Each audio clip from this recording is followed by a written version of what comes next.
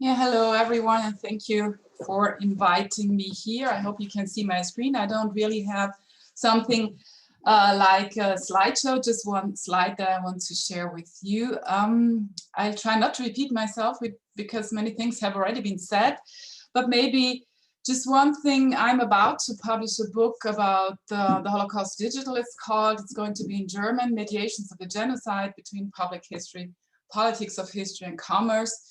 It should have been out this spring, but unfortunately I am having a nightmare with copyright issues because I'm trying to publish also some older historical versions of websites of institutions and so on. But this is really taking me months now to finalize the book. So what is this about? Basically, I'm focusing on virtual discourses about the Holocaust using archives of websites. You all know the Wayback Machine, so I've been trying to find out where Holocaust discourses develop, or how did they develop over time, starting from 1996, where we have the first archives, and ending in 2019. Of course, you could continue up to now, but it gets a never-ending update.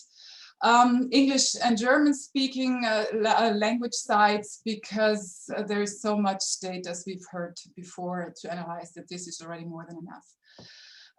Let me just get quickly to some of my conclusions and findings, so to say. Originally, so that means between 1996 and 2005, more or less, we had many private initiatives, so to say, from people, individuals and groups, collections of documents, images, also videos, trying to find and share things on news groups and mailing lists. Their main focus, their main issue was basically countering Holocaust denial. It was also the period of all the trials. So that was the main or the first big issue of discourse that we find on internet websites. At the turn of the century, we have some change here. Some influential institutions begin to invest massively in terms of bringing the correct, the accepted information, abridged or so very short for the online world about the Holocaust online, and at the same time networking between institutions and those interested communities, and networking on an international level begins. The Stockholm Declaration, you all know that, led to the foundation of the Task Force for International Cooperation on Holocaust Education and Remembrance and Research, this very awkward name back then, the ITF.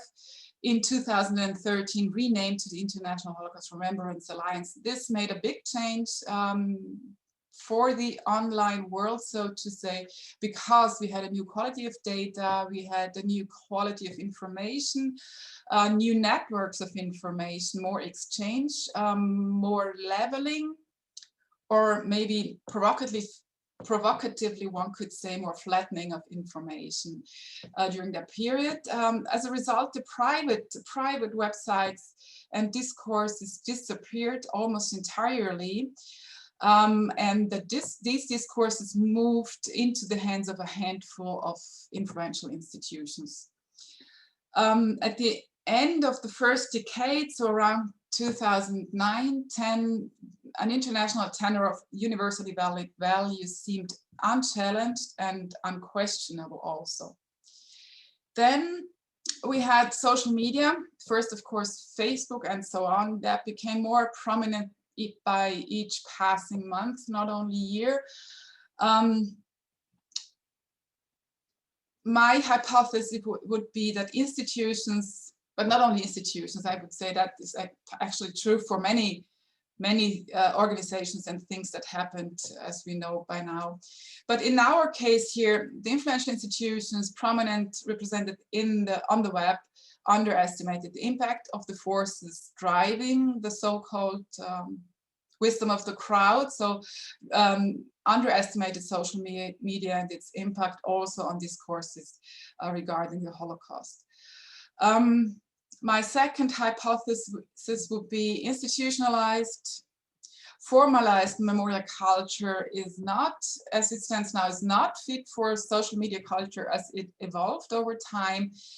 I mean, now these multimodal hyper narratives connecting like-minded people, you already named it all, filter bubbles and so on. Provocatively said again, maybe it's not, so formalized memorial culture is not dynamic enough. It is bound within too narrow contexts. It does, I would not say not invite discussion, but it does exclude some kind of discussion, which also means, again, it does not reach communities outside its own filter bubble. I would also say that with COVID-19, it became apparent that the challenges are even greater than we all imagined, I think. Now people are willing and also willfully destroy the imagined valid values. And they came to the fore on a very large scale, I would say. I would not say it's something new. I'd say it's more than becoming open with this. So that we now have a situation where openly proclaiming racism and anti-Semitism seems to be accepted once again. At the same time, to end on a positive note, I think if we comprehend the internet as a huge online archive about the Holocaust also, not only, but also. And if we see the tech giants as our allies, I would really say we cannot do this without the tech giants or with the corporations. I think we still might be able to reconquer at least some of the social media sphere. We would probably need new approaches, maybe less limitations, less fear, maybe less, I can hardly believe I say that, less regulation, meaning in the sense of outside the accepted institutional points of view. But that would, for me, also include more regulation, maybe at least rules of conduct of social media platforms. So I think there is a lot that we need to discuss and that we have to do, especially education-wise, but also discussion-wise. So I will just stop at this point. And yeah, I hope my book will be out soon.